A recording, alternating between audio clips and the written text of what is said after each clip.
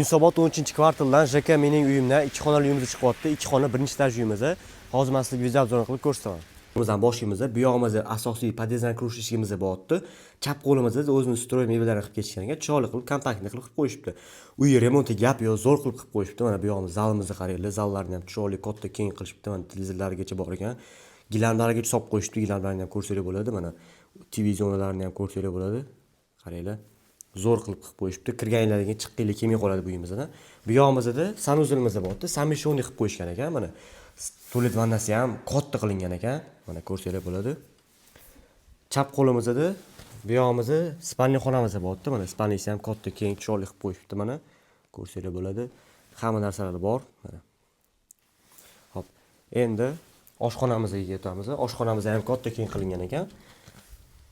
Ko'rsanglar bo'ladi. Oshxonasi ham katta, keng, mebel, hamma narsalar bor bu uyimizda ham mana. Bu yoqlarda ham mana chiroyli qilib qo'yishibdi. Mebellarni ham ko'rsanglar bo'ladi. Xo'p, bu uyimizning narxi ikkalamiz. Narxini 84 ming deb so'rashyapti. Yana sunnatiga ozgina o'tib bergan joy bo'ladi. Bemalol pastdagi nomerga telefon qilib aloqaga chiqaverasizlar.